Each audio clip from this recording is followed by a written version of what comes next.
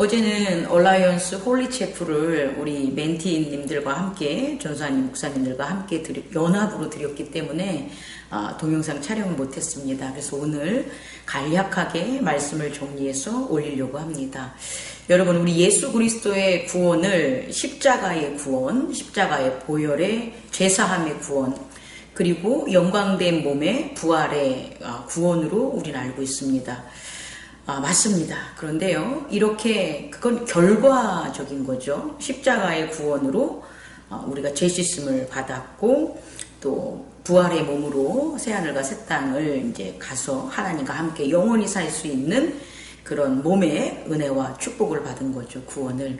근데 이 구원이 이루어지려면 두 가지를 우리가 좀 주목해 봐야 돼요. 그 첫 번째는 뭐냐면 언약으로 구원을 받는 거예요. 이게 우리 다소 생소한데, 물론 뭐 언약으로 구원을 받는다는 걸 모르는 사람은 없잖아요. 근데 이게 너무 놀라운 게 뭐냐면 이 세상, 물질의 세상에서는 약속을 하면 그 약속에 그 실행된 것들은 미래적인 시점에서 이루어지죠. 그래서 그 약속을 지키려는 내 노력을 하는 거예요.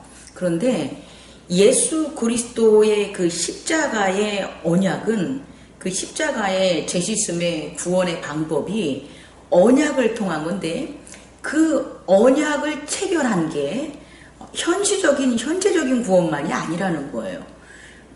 다시 말해, 십자가의 보혈을 통한 하나님과 우리와의, 예수 그리스도가 하나님과 함께한 그 언약은 우리가 태어나기도 전에, 우리가 이 땅에 보내지기도 전에, 우리가 예수 그리스도를 알기도 전에 있었던 예수 그리스도와 하나님 간의 온전한 신뢰와 믿음과 그리스도의 그 역사들, 그것 하나와, 또 하나는 우리가 이 세상에서는 나이를 먹고 병이 걸리거나 육체가 첫 번째 죽음을 맞이하지 않겠습니까? 그런데 우리가 첫 번째 죽음을 맞이하는 이 육체가 마지막 날에 예수 그리스도의 생명의 부활의 몸으로 부활한 후에 함께할 새하늘과 새 땅에 있었을 때의 그 권능과 보좌를, 그 언약에 현재적으로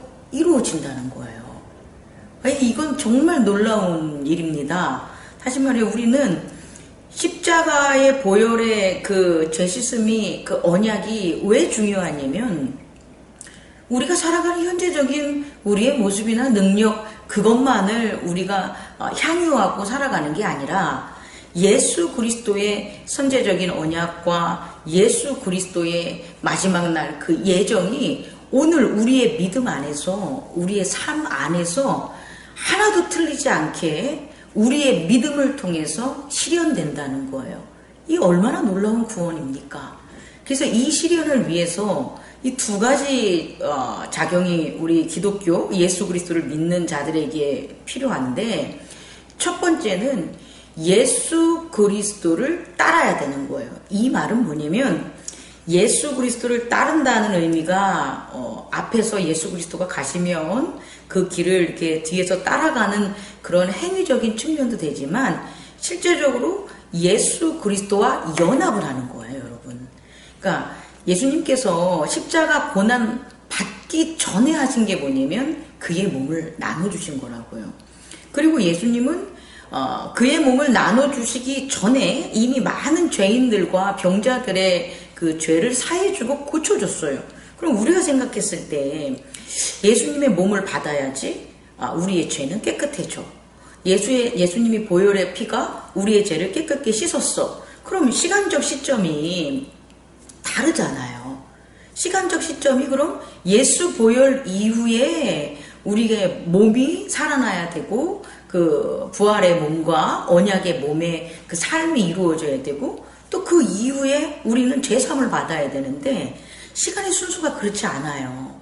그러니까 죄사함이 먼저 이루어지고, 그 다음에 시간적 순서로 하면 예수님의 성만찬이 이루어지고, 그리고 예수님이 십자가 보혈로 우리의 죄를 갖다 대속하는 행위적인 그와 같은 언약을 이루신 거예요.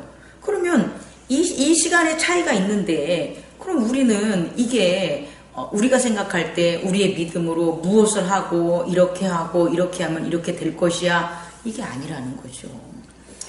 그게 왜 그러냐면 언약으로 이루어지는 거다. 언약이라는 그 효력이 다소 이루어지는 몸을 먹고 제사함을 받고 십자가의 언약 속에서 약속을 지키는 나의 변화가 시점적인 게 다르게 일어날 수 있지만, 혹은 개개인마다 그 순서의 차이, 다시 말해 예수님의 순서의 차이는 같지만 내가 인격적으로 나한테 일어나는 변화에 대해서는 분명한 차이가 있겠죠. 그럼에도 불구하고 언약이 그 모든 것을 이루어 준다는 거예요. 그래서 예수 그리스도의 구원의 첫 번째는 뭐냐면 세례를 받아야 되는 거예요, 여러분. 그래서 세례라는 것이 단순히 교회에서 입교자들에게 일어나는 예수 그리스도 영접한 어떤 관례적인 것들, 그런 예식적인 것들, 그 형식적인 것만 그치면 안 되고요. 실제적으로 그 세례를 우리들은 느껴야 되고 재현해야 되고, 그 세례를 주기까지에 그 예수 그리스도가 행하셨던 죄사함이라든지, 그리고 그 용서라든지 형제라든지, 그리고 내가 앞으로 이 복음을 전하면서 살아가야 될 그런 것들에 대한 교회적 공유가 말로만 아니고 행함이 아니라 실제적인 믿음의 차원에서 혹은 서로 연합의 차원에서 이루어져야 된다라는 게 첫 번째. 다시 말해 예수 그리스도의 구원은 첫 번째는 세례를 빼면 안 된다. 두 번째는 성령님이십니다. 성령의 세례 혹은 성령의 충만함, 성령의 은사, 성령의 인도, 성령의 음성, 이것은 예수 그리스도의 구원에 나타나는 두 번째 확실한 특징이라는 거죠. 다시 말해 우리가 무엇을 하는 게 아니라 이미 이 땅에 선지하시고 예정으로서 모든 것을 언약 안에서 행하시는 하나님의 경륜을 우리는 어떠한 방법을 써도 모른다는 거예요. 근데 그런 것들을 알게 해주고 깨닫게 해주고 인도해 주는 분은 누구밖에 없냐? 목사님도 아니고 학자도 아니고 성령님이라는 거예요. 성령의 인도만이, 성령의 깨달음만이, 성령의 조명만이 우리의 믿음을 잃어버리지 않고 간직하고 언약을 유효하게 지킬 수 있다는 거예요. 그래서 저는 기독교 구원에 있어서 예수 그리스도의 십자가와 부활은 당연하지만 그 십자가와 부활을 우리가 우리의 삶에서 권세와 책임과 의무 혹은 즐거움과 그렇게 나아갈 수 있는 가장 이 교회를 이룰 수 있는 건 뭐냐 보면 세례와 성령의 역사라는 거예요. 그럼 교회에서 해야 될 일들은 찬양과 기도와 말씀 당연하지만 그런 찬양과 말씀과 기도를 하는 가운데 꼭 필요한 게 뭐냐? 세례라는 거예요. 그리고 성령의 조명함을 우린 교회 안에서 나타나는 그런 연합체가 돼야 되고 예배를 드리는 공동체가 돼야 된다. 그래서 예수님께서 이렇게 세례를 받으신 다음에 어디로 가셨냐면 속사람 하나님의 언약을 이루는 예수 그리스도 하나님의 아들임을 증명하기 위해서 성령께서는 광야로 가는 거예요. 그러니까 이 광야의 의미는 여러 가지가 있지만 저는 교회라고 생각을 합니다. 오늘날에 있어서 교회라는 것은 세상에 있지만 세상과 떨어져 있는 곳, 그리고 세상에 있지만 하나님의 가르침과 하나님의 테스트와 하나님의 은혜와 은총이 역사되는 구별된 장소, 공간, 특별한 나라, 그걸 저는 교회라고 생각합니다. 그래서 이 교회는 세례받은 자들이 모이는 곳이에요. 다시 말해 세례받지 아니한 자는 교회에서 함께한다는 의미가 없다는 거예요. 또 교회에서 함께하기 위해서는 같은 세례를 공유하고 같은 세례를 기억하고 같은 세례를 지키려는 그 세례에 대한 공통점이 있어야 된다. 그러니까 교회의 법이 있어야 된다. 그래서 세례를 받으면 어디로 가냐? 광야로 가서 하나님의 아들됨을 테스트하는 거예요. 하나님의 아들이 됐다는 것은 결국 영과 의지와 육체가 변하는 거죠. 영혼, 육의 변화됨을 테스트하는 거예요. 그게 교회 안에서 이루어지는 거고, 예수님은 성령의 인도함을 받아서 광야로 가신 거죠. 첫 번째 테스트는 육에 대한 변화입니다. 육을 하나님의 아들은 어떻게 사용하냐는 거예요. 예수 그리스도께서는 그 시험에 있어서 돌을 떡으로 만들려고 했었을 때 하나님의 아들이 돌을 떡으로 못 만드는 게 아닙니다. 돌을 떡으로 만들 수 있고요. 하나님의 아들이 되면 놀라운 기적들이 일어나요. 병든 자가 나을 수도 있고, 가난한 자가 부유해질 수도 있고, 아주 많은 변화들, 세상에서는 줄 수 없는 삶의 큰 변화들이 일어날 수 있어요. 그런데 그 변화에 있어서 하나님의 아들, 다시 말해 육체를 사용하는 몸에 대한 가치가 바뀌게 돼요. 이전까지는 먹고 사는, 떡으로만 사는 몸으로 사용했지만 예수 그리스도께서는 그 몸을 말씀으로 사용하는 몸을 가르쳐 주시고 또 그렇게 해요. 돌을 떡으로 못 만들어서 그러신 게 아니라 만들 수 있지만 하나님의 아들은 그 몸의 용도가 바뀐다는 거예요. 그래서 그 몸의 용도가 말씀을 실천하는 언약이 실천되는 것. 다시 말해 믿음으로 말미암아 말씀이 바라는 것들이 이루어지고 또 보이지 않는 것들의 증거들이 나타내는 그와 같은 몸의 용도가 바뀌게 된다는 거예요. 그래서 그 몸의 용도는 이렇게 바뀝니다. 몸을 우리는 사용하는 두 가지 기준이 있는데, 하나는 편익, 나의 편익을 위해서, 편리함을 위해서 우리는 몸을 사용합니다. 또 하나는 나의 기호, 내가 좋아하는 것을 이루기 위해서 나의 몸을 사용하죠. 근데 이 편익과 기호대로 몸을 사용하는 게 아니라는 거예요. 지금 돌을 떡으로 만드는 것은 몸의 편익과 유익을 위한 거죠. 근데 그렇게 사용하면 안 된다는 거예요. 누구는? 하나님의 아들은. 그래서 예수 그리스도께서는 그 40일 주림에도 불구하고 몸을 편익과 기호, 좋아함으로 사용하는 것이 아니라 그 몸을 절제하고 오히려 말씀, 하나님의 말씀을 실천하는 곳으로 몸을 사용했다는 것을 우리는 주목해야 됩니다. 교회 안에서는 예배를 드리거나 공동체 생활을 하거나 기도를 하거나 말씀을 나누거나 기타 모든 것을 할 때에 내 편익과 내 기호를 위해서 몸을 사용하는 게 아닙니다. 교회 안에서 예배를 드리고 공동체 생활을 할 때는 내 몸의 가치를, 내 몸의 사용을 말씀에 순종하는 몸으로 바꿔야 되는 거예요. 그럼 말씀에 순종하는 몸은 뭐냐라고 보면 예수 그리스도와 연합하는 거예요.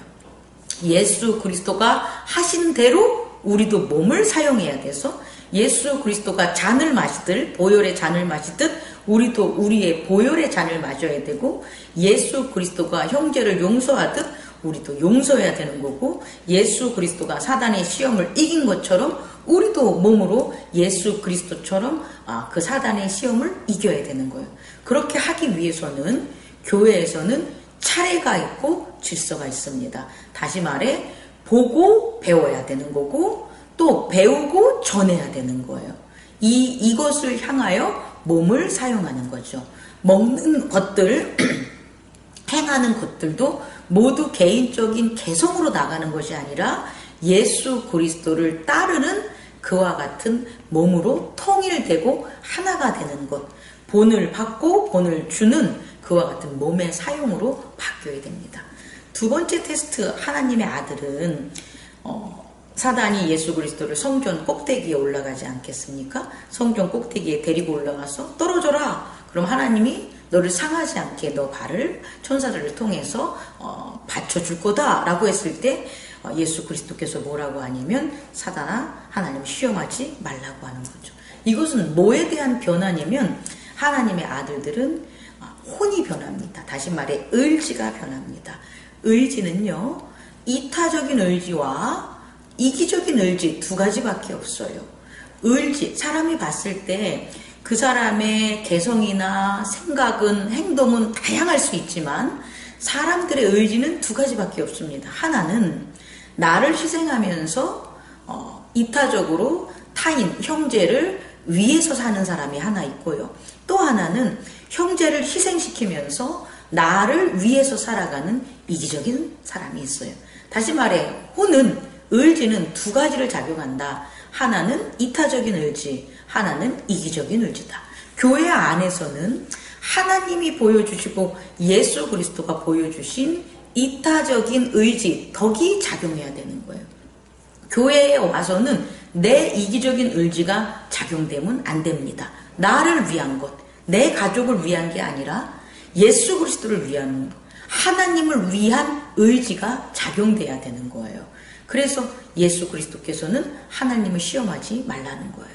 그런데 이 이타적인 의지는 교회 안에, 공동체 안에서 그 공동체의 의지가 작용될 때 자연적으로 따르게 되는 거지, 공동체의 의지가 작용되지 않는, 하나님을 섬기지 않는 성전 밖에서는 사실상 불가능합니다.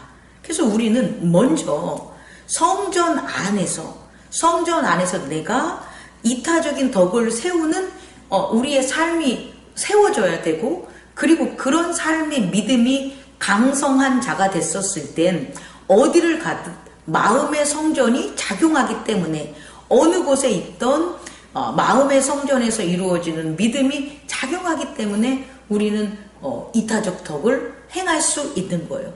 근데 성전이라는 이타적 덕을 행할 수 있는, 하나님을 사랑하고 이웃을 사랑하는 그와 같은 의지가 세워지지도 않고, 밖에 나가서 복음을 전한다고 하면서 어려운 사람을 도우면서 이타적인 덕을 행할 수 있냐? 저는 물음표. 아주 힘들죠. 오히려 위선과 가식적인 그런 도움, 그래서 결국 시간이 지나면 지치거나 나가 떨어지는 경우가 많이 생깁니다.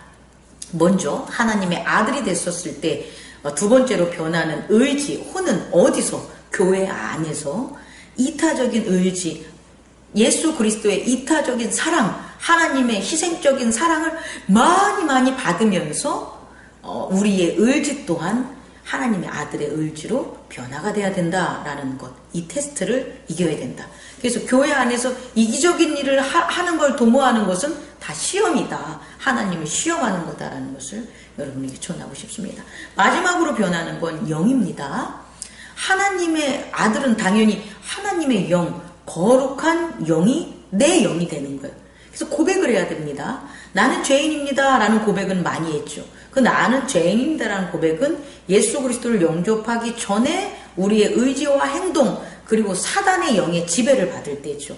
그런데 교회 안에서 거듭난 자로 살아갈 때에는 우리는 나는 죄인입니다 라는 고백보다 무엇을 해야 되냐면, 하나님의 영은 거룩합니다. 나의 영은 거룩합니다. 하나님의 영이 즐거웁니다. 하나님의 아버지의 영이 즐거움으로 내 영이 즐겁습니다. 영의 고백을 해야 되는 거예요. 하나님의 아들이기 때문에 영의 고백을 할 수 있는 거죠. 하나님의 양자의 영을 받았기 때문에. 양자의 영을 받은 자가 영에 대한 고백을 안 한다는 것은 잘못된 믿음의 방법입니다. 잘못된 하나님을 섬기는 방법입니다. 양자의 영을 그리스도 예수로부터 받은 자는 가장 우선적인 고백이 영에 대한 고백입니다. 산에 올라가서 주여 주여 주여 방언하면서 하는 게 영의 고백이 아닙니다. 영의 고백은 언제 어디서나 정성과 마음과 실질적을 다해서 하나님 앞에 예배 드리면서 고백하는 것, 그게 영의 고백. 나의 영은 하나님의 영입니다. 하나님의 영이 거룩함으로 나의 영이 거룩합니다. 이것을 꼭 고백하는 게 중요하다. 그래서 사단이 예수님을 데리고 천하만국을 보여주면서 뭐라고 하냐면 내 앞에 경배하라고 합니다. 이 경배는요, 영의 아버지한테만 드리는 거예요. 예전에 우상숭배와 조상숭배가 우리 대한민국에 많이 미신숭배가 있었을 때 그들이 강요한 게 뭐냐면 경배, 다시 말해 절입니다.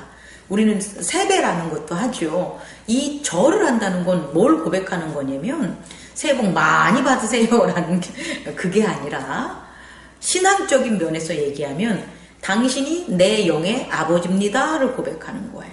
제사상을 차리고 조상 앞에 절을 하는 것은 내 영이 당신의 영입니다 라는 거 고백하는 거예요. 그래서 제사 드린 음식을 같이 나눠 먹는 거예요. 무지와 잘못된 거죠. 우리가 예수 그리스도를 영접하기 전엔 그렇게 살았어요. 그래도 됐어요. 그런데 예수 그리스도를 영접한 이후에는 하나님이 하나님의 영, 양자의 영을 우리에게 줬기 때문에 절대 경배하면 안 되는 거예요. 다시 말해 절하면 안 되는 거예요. 절한다는 것은 영이 같다는 것을 고백하는 거예요. 그래서 신앙 있는 기독교인들은 장례식장을 가던 차례를 지내던 어떤 사람들이 행동하거나 또 직장에서 어떤 개업 예배를 하던 그 개업식을 하던 이런 돼지머리 할 때 절대 절하면 안 되는 거예요. 또 사람과 사람에게도 절하면 안 되는 거예요. 왜냐하면 우리는 하나님의 영을 받았기 때문에 하나님의 영을 받은 사람은 오직 경배하고 절해야 될 한 분 누구밖에 없다. 우리의 영의 아버지인 하나님밖에 없다라는 거 꼭 알아둬야 돼요. 그 경배를 통해서 하나님과 나는 연합하는 거고 그 경배를 통해서 형제와 형제가 연합하는 거예요. 그래서 영은 있잖아요. 활동할 때 몸을 갖게 되는데 그 몸이 뭐냐? 아버지의 영을 고백함으로 아버지와 자녀의 영이 하나가 될 때 몸이 작용을 하고 역사를 하는 거예요. 그래서 우리는 예배를 얼마나 정말 소중하고 조심스럽고 경건하게 드려야 되는 걸 우리는 깨달아야 돼요. 왜? 우리 성도들이 한 명이 하나님의 영을 경배하면서 아버지의 영을 고백할 때의 몸과 10명이 아버지의 영을 고백하면서 예배하는 거와는 영의 몸의 성장이 그 연합이 틀리기 때문이에요. 그래서 영은 하나님 아버지를 고백함으로 함께하는 자가 많으면 많을수록 큰 몸으로 역사를 해요. 그런데 분열이 일어나면 그게 어제 한 몸이 됐다고 해도 오늘 분열이 돼서 형제간에 하나님을 섬길 수 있는 게 사라지면 다 그 몸의 역사함이 사라지게 되는 거예요. 그래서 하나님은 하나입니다. 그래서 자기 희생을 하는 거예요. 자기 희생을 해야지만 하나의 영, 하나의 몸이 하나의 의지가 될 수 있기 때문이라는 것을 깨닫는 저와 여러분 되기를 원합니다. 이렇게 해서 예수 그리스도께서 몸에 대한 것, 의지에 대한 혼에 대한 것, 또 영에 대한 시험에서 이겼다는 거예요. 변화가 일어나죠. 엄청난 변화가 일어나요. 예수 그리스도가 세례받기 전에는 하나님의 아들이라는 하나님의 고백이 없었고요. 세례를 받으신 이후에 하나님의 아들이라는 고백이 있었고 또 성령의 이끌림을 받아서 광야 생활을 할 수 있는 거예요. 그리고 광야 생활에서 세 가지 변화된 아들로서의 예수 그리스도가 그 속사람이 보여줬었을 때 어떤 일이 벌어지냐? 그가 회개하라 천국이 가까이 왔다라는 걸 전하러 나갈 때 누구의 수종을 듣냐? 천사의 수종을 듣고 나가는 거예요. 천사의 수종을 듣는다는 것은 창세 이전부터 예정하신 하나님의 예정이 진행되는 것들을 천사가 수종들 때 예수 그리스도가 그것을 이룰 수 있다는 거예요. 우리들도 마찬가지예요. 우리들도 행복나눔 교회가 세워지고 내가 이곳에 와서 예배를 드리고 직분자가 되고 그리고 또 활동을 하고 공동체의 그 연수들의 그 시간들을 우리가 나누는 이 모든 것들이 우리가 계획해서 하는 게 아닙니다. 이게 창세 이전에 예수 그리스도를 통해서 이루어지려는 하나님의 예정된 경륜이 우리들의 하나님의 아들 된 거듭난 자들이 교회 안에서 함께 예배드리고 공동체로 연합했을 때 실제적으로 우리의 삶에서 이루어지는 거예요. 다시 말해 예정이 천사들이 통해서 하나님이 진행되는 그 모든 경륜의 예정들 위에 우리들이 함께 할 수 있다라는 거예요. 저는 정말 우리에게 준 이 시간, 한 시간들이 소중합니다. 또한 그걸 전하기 위해서 처음으로 멘토링 우리 수료식을 하면서 4명의 멘티 수료자와 새롭게 함께하는 또 4명의 멘티들과 함께 처음으로 얼라이언스 홀리 채플 얼라이언스, 연합 거룩 예배를 드린 거예요. 우리가 비록 적은 인원이 우리가 제단에 불을 지펴서 그 불은 지금 작을지라도 이 불이 성령의 바람이 불고 하나님의 역사한 경륜들의 그런 날들이 다가왔을 때 그 불이 어떻게 정말 회복시켜주고 또 하나님의 아들로서 살아가는 그런 모든 사단 마귀들의 시험에서 이길 수 있는 놀라운 일들이 하나님은 계획하고 있음을 저는 믿습니다. 함께 합시다. 함께 하는 것이 하나님을 잘 섬기는 것을 우리는 꼭 깨닫고 우리의 육체와 우리의 의지와 우리의 영을 하나님 예수 그리스도가 보여주신 그 본대로 따르는 저와 여러분 되기를 원합니다. 감사합니다.